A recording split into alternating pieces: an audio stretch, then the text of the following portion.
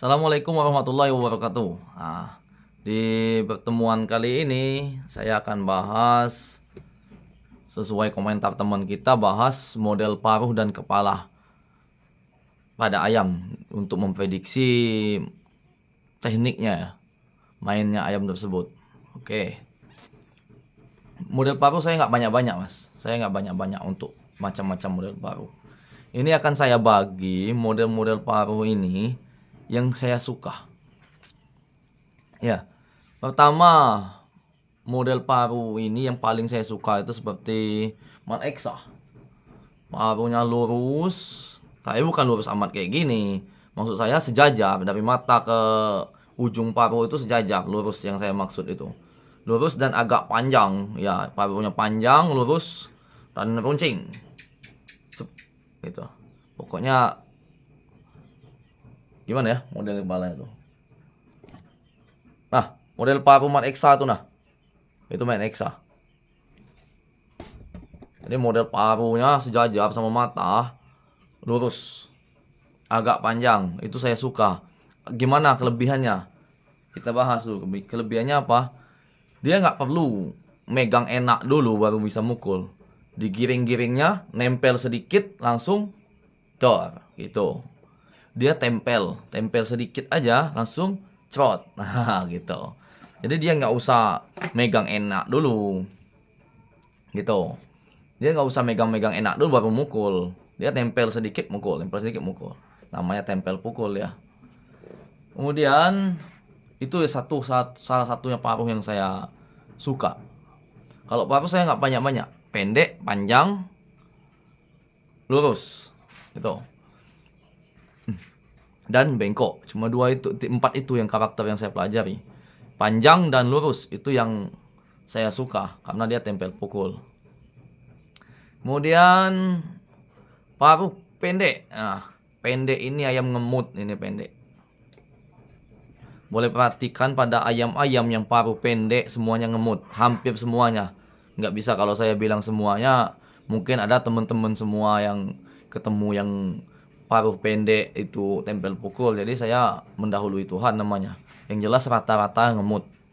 Kemudian apalagi paruhnya itu paruh bengkok pendek. Nah itu semua ayam-ayam ngemut. Saya nggak suka. Kalau untuk di zaman sekarang nggak bisa dipakai sebenarnya yang model gitu. Iya nggak bisa lagi karena ayam sekarang speednya bagus-bagus tempel pukul. Jadi kalau kita mau pegang enak dulu, mau ngemut-ngemut dulu, udah keduluan kita mukul. Gitu. Jadi itu dari model paruh. Model kepala, saya suka itu kepala BIM. Kepala pinang, agak sedikit panjang, dan ingat, saya sangat konsisten dengan ini.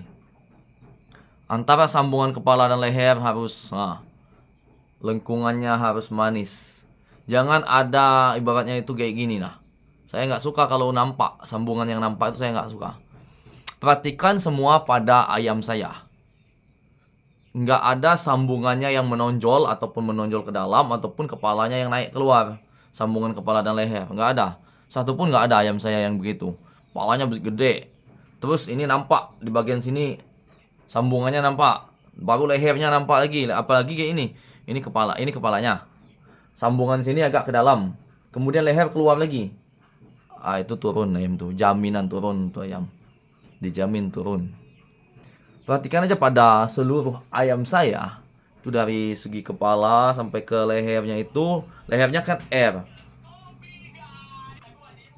Nah, boleh perhatikan setiap pacek lah ibaratnya. Kalau mau perhatikan pacek-pacek saya.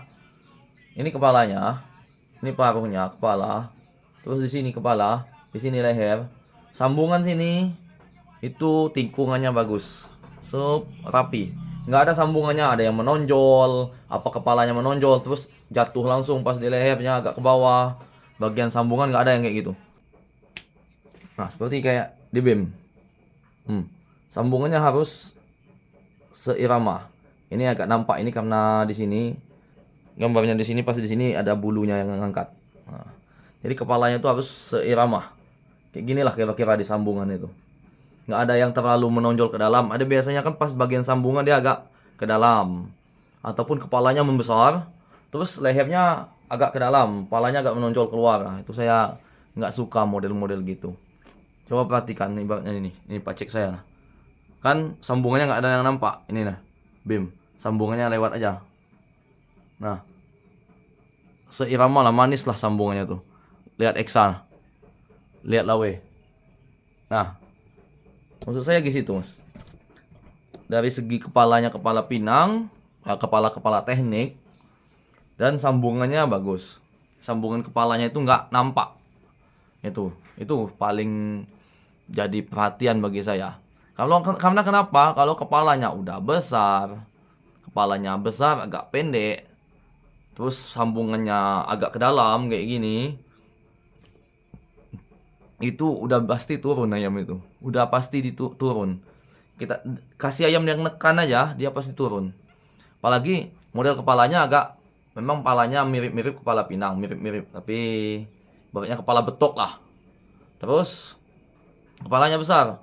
Pas di bagian sambungan mengecil sampai ke lehernya agak ke bawah, agak ke dalam.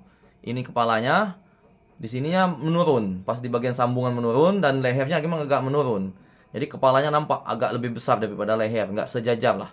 Di bagian sininya nggak sejajar, kepalanya lebih menonjol gini nah, kira-kira.